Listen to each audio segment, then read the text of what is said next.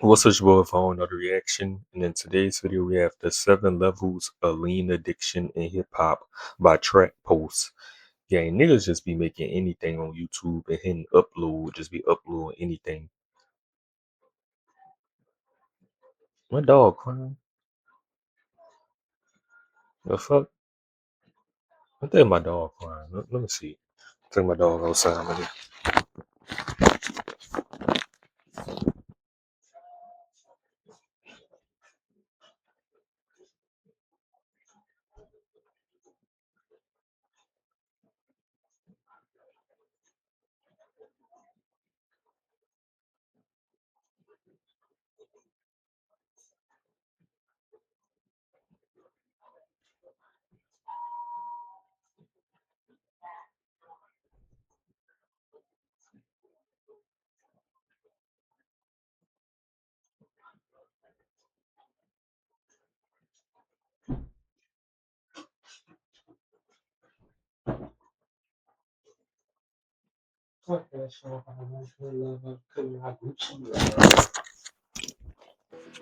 Level 1. These are the walkaways, the one who saw what Lean was doing and made the conscious Gang, a what? A Waka lean? What? decision to stop. Take Moneybagg Yo. In 2021, his track Waukesha had become the unofficial Lean anthem. Nah, that bit was hard. That bit was the lead anthem. Tastes like juice. Whatever that nigga say. I forgot the lyrics. Let me rub on you. Celebration of the lifestyle take that my heart off Waukesha. TikTok turned into a cultural moment. He was rapping about codeine with the authority of someone deep in the addiction, and the song was everywhere. June 2021, NLE Choppa publicly challenged him on social media to stop poisoning his body. Moneybagg responded with a handshake emoji. Simple gesture, but it planted the seed. By January 2022, he announced on Twitter that he was done with lean going into the new year. He admitted he believed sobriety would wreck his creativity. Instead, his skin cleared, his energy came back, and the music got better. The man who wrote the lean anthem walked away from the cup. Lil Baby made his move even earlier. In April 2018, he quit cold turkey. No taper, no gradual reduction. I ain't sipping. Oh yeah, I seen the clip. Yeah, I got it from a restaurant. You know what I'm saying? Okay. I don't even drink lean no more. Oh, so you stopped? Yeah. Because I remember you did an interview with. Gang, when I seen that clip, gang, of Aiden Ross, bro, lean make you constipated. That nigga Aiden said he had to pull his own shit out his ass because he was so constipated he couldn't poop. He had to pull his shit out. Gang, I was like, nah, I'm cool. I would never drink lean. I've been cool off drugs and lean, but nah, I'm cool. I'm super cool. Nah, like what? DJ Smalls, where you're talking about you were spending $20,000 a month on lean. That shit over with. That's what's up. In interviews with the New York Times, he admitted something most trap rappers wouldn't. The majority of his songs talked about drugs he'd never actually taken. He was rapping the culture without fully living it, and once he recognized the gap between persona and reality, the decision to quit wasn't hard. What made the timing matter was context. Fredo Santana had just died from lean-related organ failure 3 months earlier in January 2018. The death confirmed everything Lil Baby already suspected about where the lifestyle leads. And then there's Soulja Boy, who in 2014 was spending $500 to $800. Soulja Boy is still sipping lean. That's why that nigga so skinny. He's still sipping lean. I literally seen the clip. He brought it up in this little back and forth with Blueface like a couple months ago.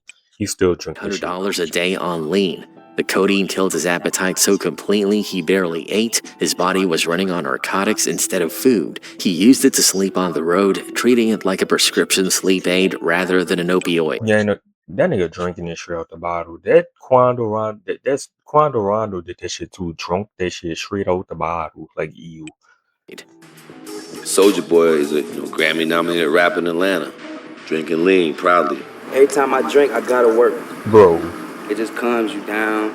It does make you more creative. By 2019, he'd quit everything. Lean, alcohol, all drugs.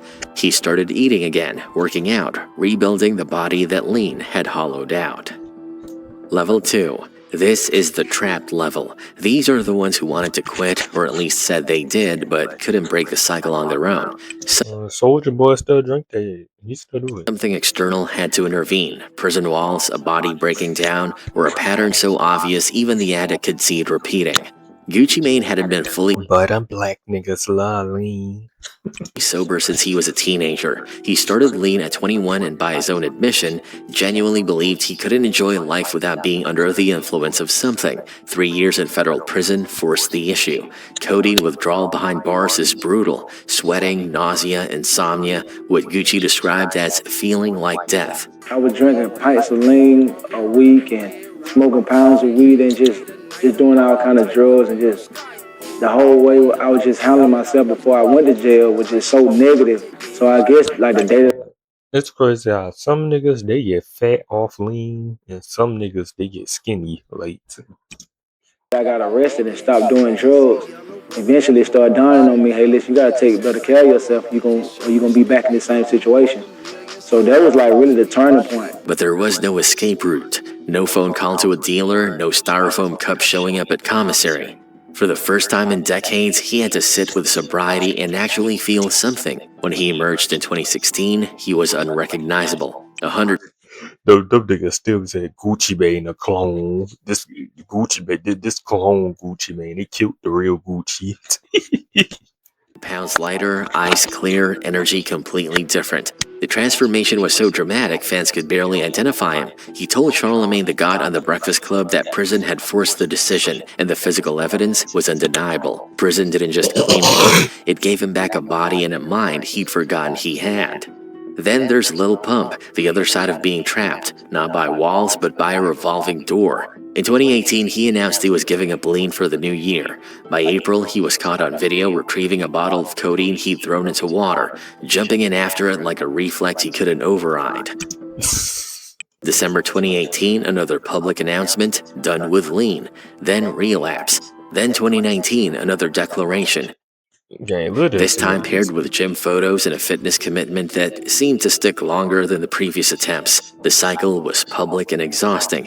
Announcement, relapse, announcement, relapse. Yeah, niggas just be drinking lean because they are rapper and they gotta drink it because of the image. Them niggas like...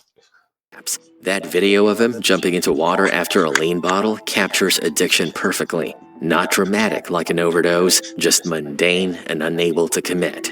Level 3. This is the gateway level. At this point, lean isn't the thing that kills, it's the thing that opens the door. The codeine builds tolerance, the tolerance demands escalation, and by the time they realize what's happening, they're already past the point of no return. Mac Miller's trajectory is the clearest pipeline.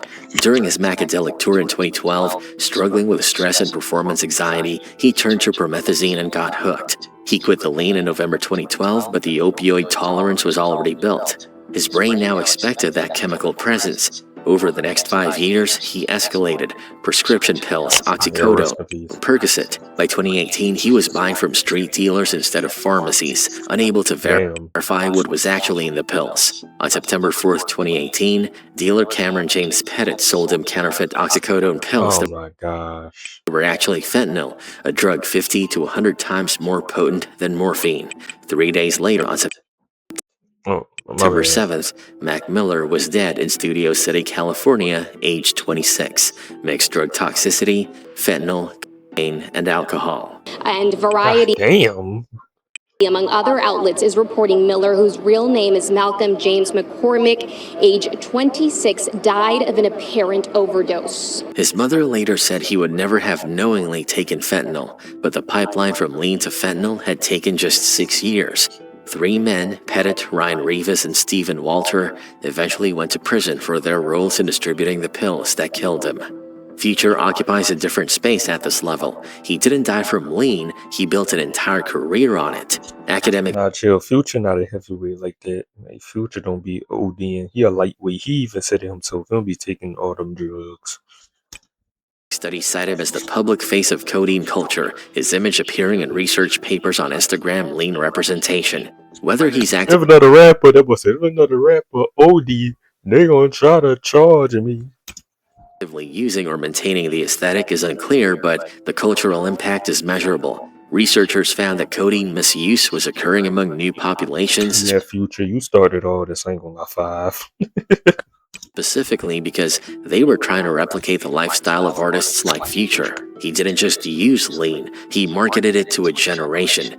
And one of his most devoted fans was a kid from Chicago named Jared Higgins, Juice WRLD, who would die from codeine and oxycodone at 21. Level 4. This is the seizure level, where the body starts fighting back.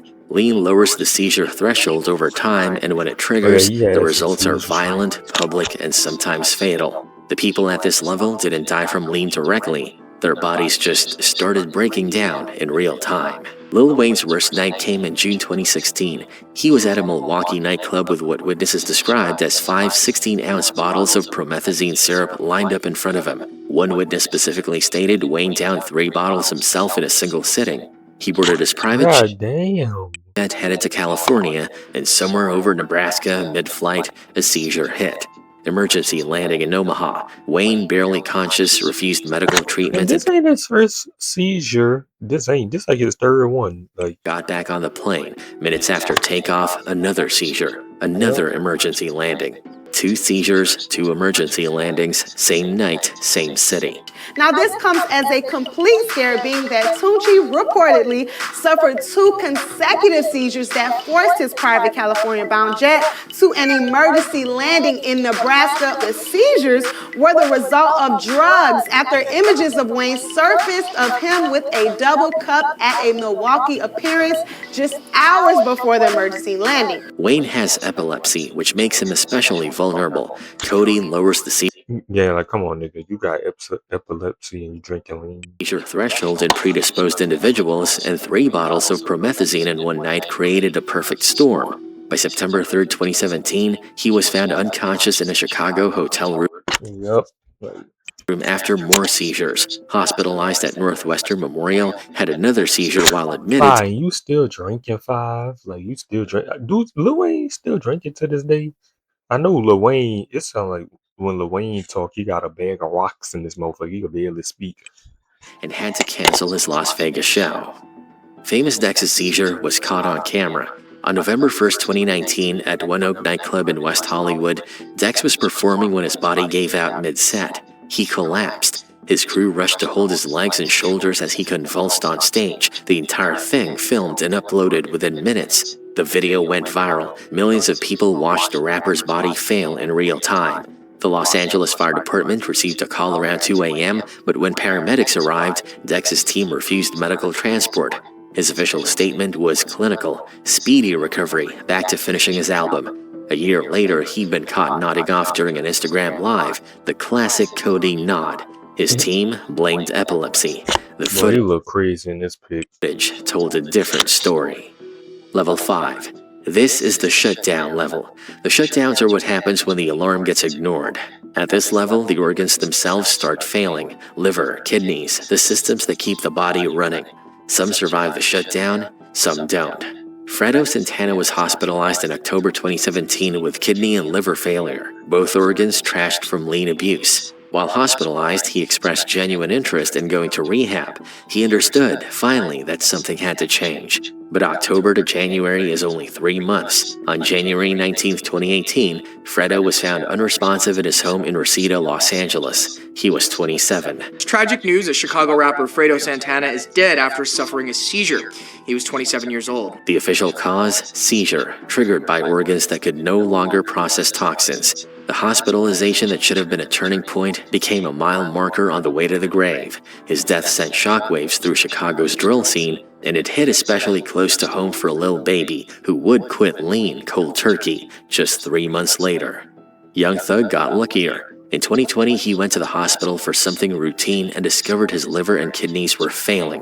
What should have been a minor visit turned into a 17 Nigga took that pic. 15-day stay. Doctors were blunt. You should be dead. That nigga was drinking lean in the hospital bed, son. What's the damn in that pic? His whole body was numb, paralyzed. He had to call an ambulance. Who that was in that pic drinking lean? I'm pretty sure that was Thug.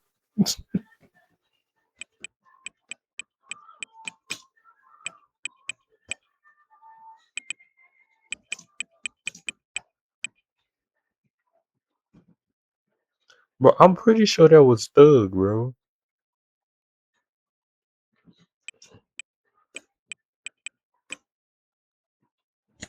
Yeah.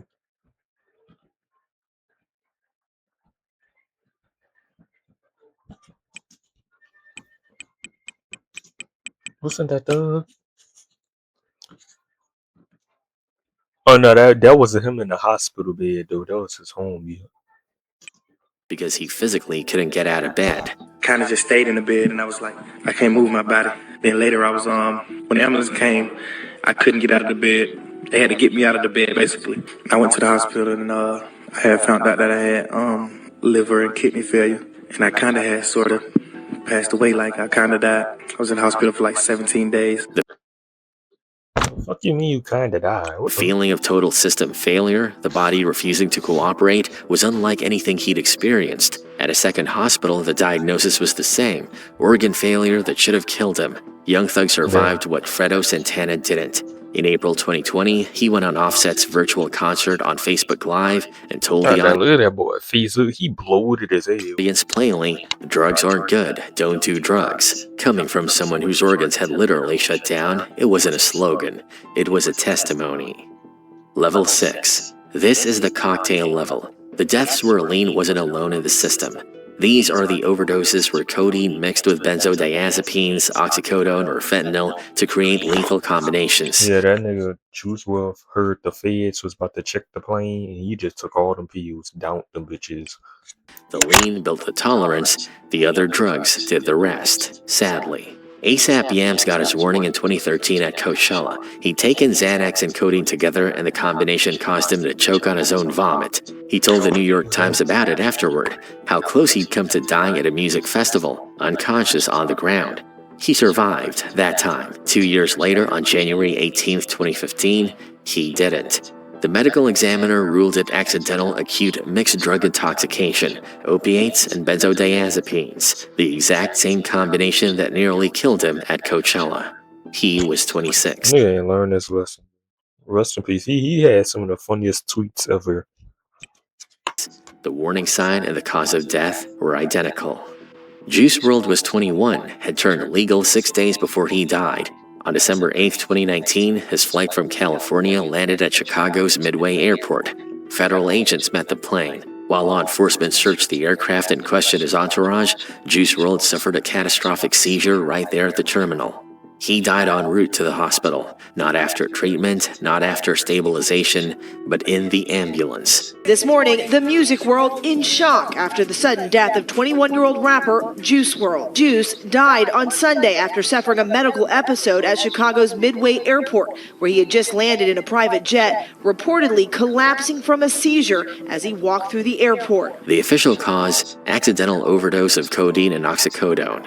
The most public death on this list. Thousands of airport travelers became witnesses to a 21-year-old's final moments. Future had been one of Juice WRLD's biggest musical influences. The artist whose codeine-soaked aesthetic Juice WRLD had that collab album they got it so hard. Modeled his own image after. The lean culture that Future helped market to a generation claimed one of its youngest consumers. And then there's Rich Homie Quan, who on September 5th, 2024, became the most recent name on the list. Fentanyl, alprazolam, codeine, and promethazine, lean's exact components mixed with Xanax and straight fentanyl. He was 34. His death proves the crisis hasn't ended. It evolved. The drug cocktails have gotten more complex, more lethal, and harder to survive. Level 7. This is the architect level. These aren't just users or victims, they built the culture. They created the sound, wrote the anthems, and turned lean from a Houston regional habit into a national phenomenon. And the drug they helped popularize killed everyone. He was in Sauce Walker. Sauce Walker about it, better chill. I seen this nigga Sauce Walker was breaking it down. Some lean, this is for players. Let's see.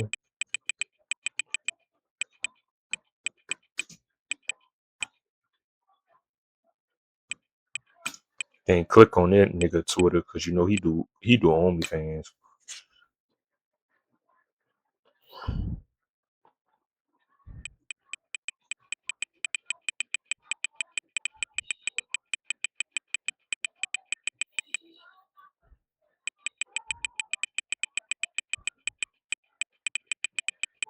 Gang.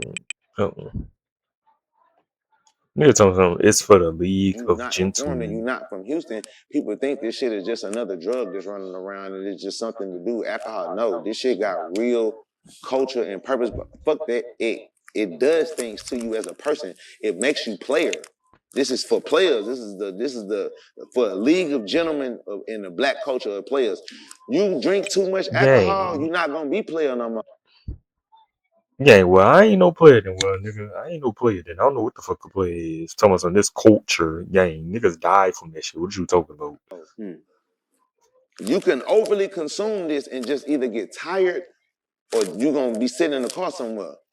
You drink too much alcohol, you might kill somebody, have a fight, do irrational shit, beat your wife. You ain't gonna never beat. You ain't got enough energy to beat your wife. You depending on how you feeling, this is going because it'll make you fuck better or it'll make you not feel like fucking at all. But the point that I'm getting you to understand is that it changes the mentality and the purpose and the way you move and who you are to even fit in and be a part of the league of gentlemen that do this shit. You can't show up to this musty. If you show up around a real talk blood, you can Yeah, then nigga said drink lean, which is a drug, is gentleman. show Like, up doing all the other drugs that be musty and stanky, sherm, all them pills, even the pill niggas, the good dressing pill nigga don't take a bath for 5 days and hang with all talking about some pill niggas musty. Gang, they all drugs, gang, and they can all kill you. What you talking about, Five? good pill popping partners that scam and we all musty. Ain't no hanging around the niggas that sip syrup and you musty, brother. Get your dirty, he steal. Like, Alright, so fucking niggas that do pills, they musty, and niggas that drink lean, they smell good. Alright, Five. Like, what the fuck? Yeah, of course, lean is a rich person's drug. A non-proponent of new lean flavor soda aimed at helping people overcome their addiction. This is not promo. This ain't none of that. Man, this shit good. Fuck with us. I'm good to the bitch. And we got the new flavor that just dropped, hitting the streets. Tristan Cannon for all our Tristan love. I want to see if I can find a clip where he was talking about green, the difference between lean and green. Bro, y'all niggas be, I don't even know what green is, but it ain't lean, but I don't know what that is. Let me see. I don't niggas putting anything in y'all body.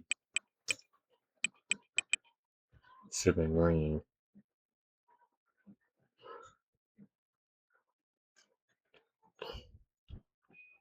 Yeah, this stream sipping. What is this? That is it lean? What is that? Like, what is y'all putting in y'all bodies? They sipping green now. What is that? Yeah, bro. One of them.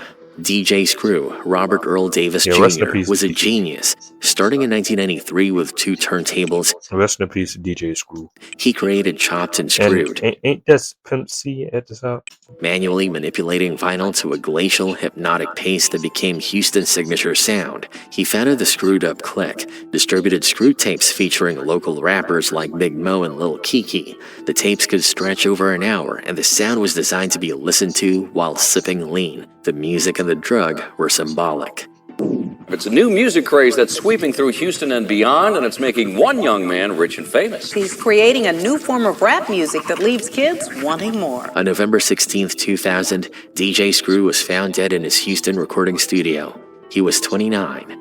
The autopsy, codeine overdose with mixed drug intoxication, including Valium and PCP, toxic levels of codeine in his blood. The man who created the soundtrack to lean culture died from codeine, surrounded by the equipment that changed hip-hop.